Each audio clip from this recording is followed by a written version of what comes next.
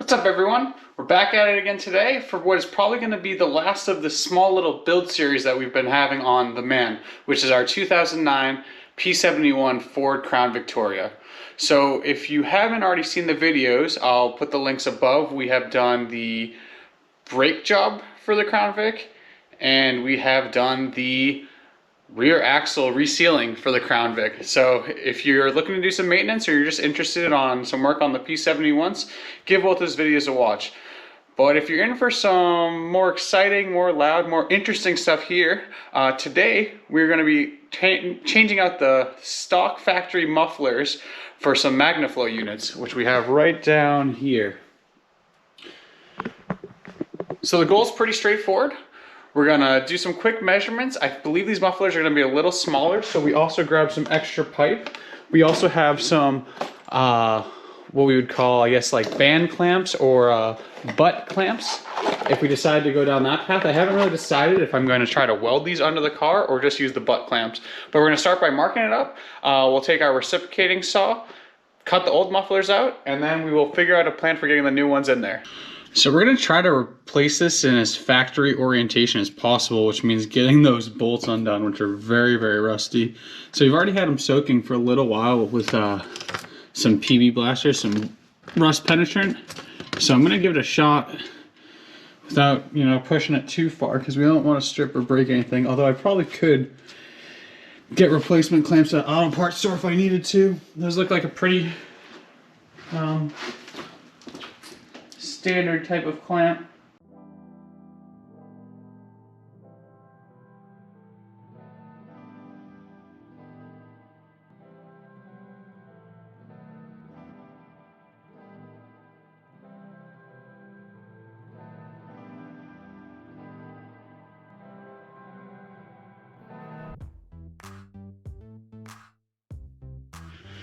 So we ended up taking out the big guns with our bigger impact here, and we got those loosened up and slid off the pipe. So the next thing now is to get the reciprocating saw out and you know, detach these mufflers.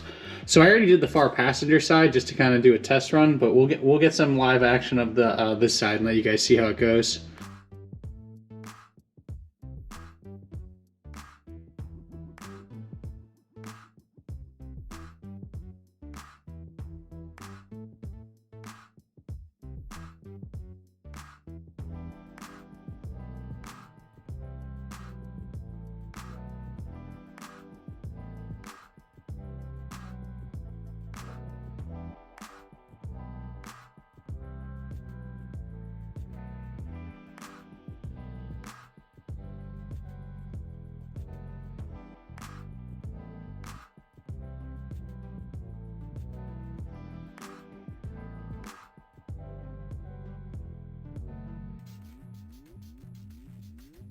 Well, tried our best not to cut it, but in the end, that was the only thing getting it off. And now that I compare these side by side, they're actually almost the exact same length. So this really isn't an issue because we have plenty of pipe to meet between the two. So not really worried about that.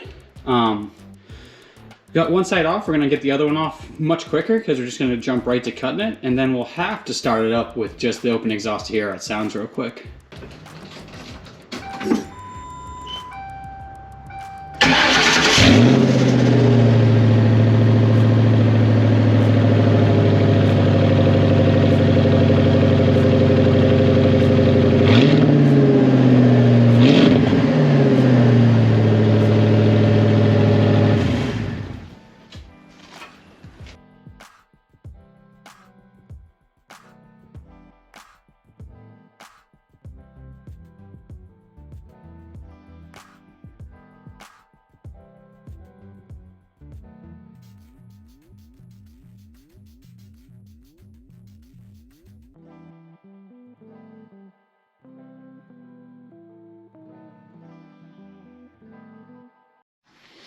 Okay, so we now have a plan of action. So I cut the hanger off of the old muffler, and because these are so close to similar size, I'm actually going to be able to just re-weld the hanger onto this muffler.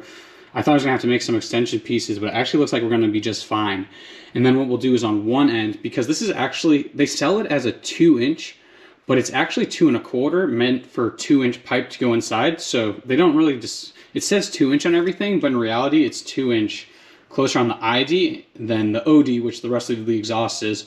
So what I'll do on one end is we'll get a 2-inch to 2.5-inch band clamp, and we'll just clamp them together perfectly fine from stock Crown Vic exhaust to muffler.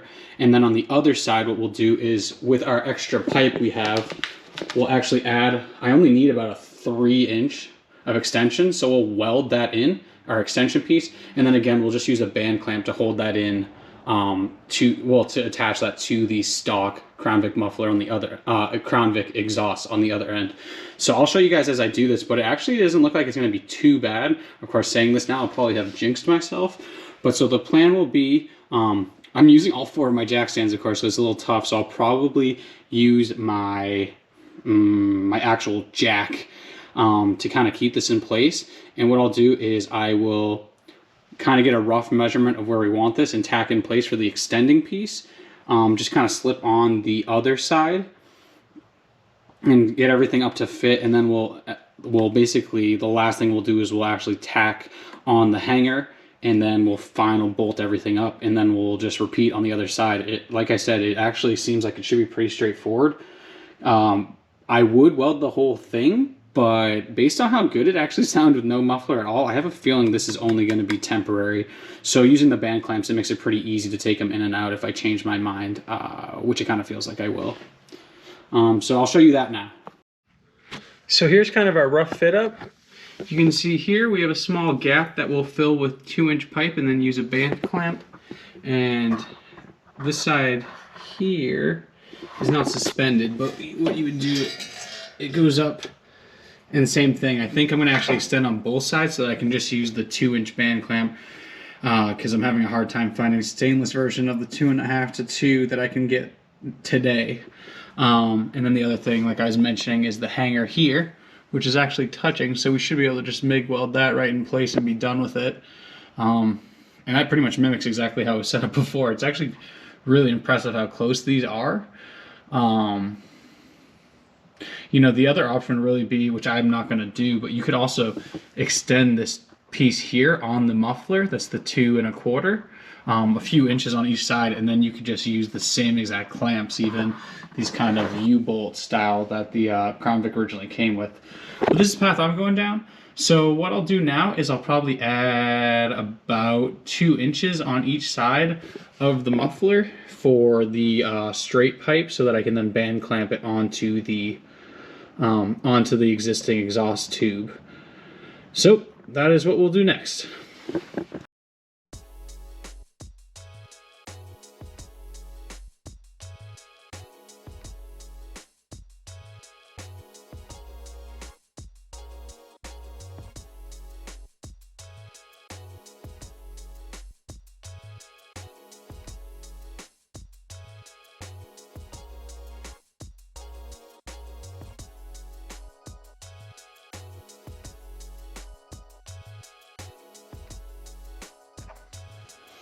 All right, so now what we're gonna do is just TIG weld this extension on. I cut it a little long just so we have a little bit of overlap. And if you wanna see a good TIG welding video, I'll put the link here for the one we did for the Super Beetle, which is all back purged and welded pretty nicely. For this, we're not gonna bother back purging because it's expensive to do that, and we're also just running low on gas. So we'll just weld all around the outside seam, a normal TIG weld, using like the pulse settings on our machine. And then from there, we'll pretty much be all set on this side. We'll be able to just use the 2-inch to 2-inch band clamp here. And on the other side, we'll use the 2-inch lap joint clamp because, as you can see here, 2-inch OD, roughly 2-inch ID.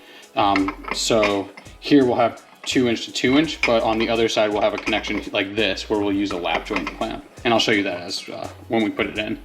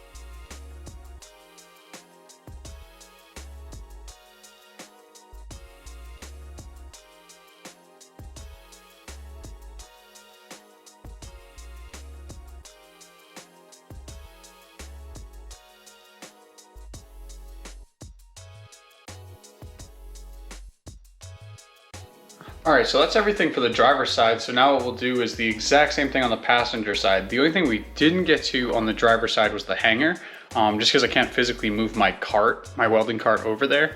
So what we'll do is we'll get the passenger side all the way together, and then we'll put the car down, push it forward a few feet so I can move my welding cart over and just quickly jack it up to get the hanger all set.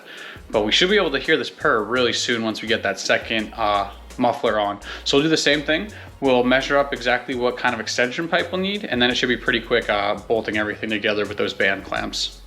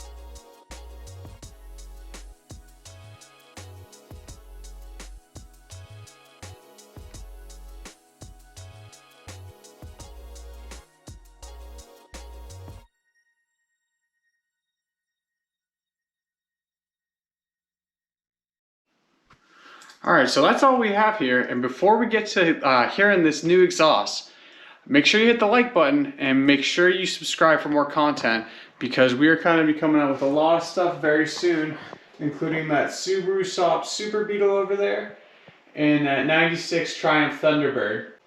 So with all that, here we go.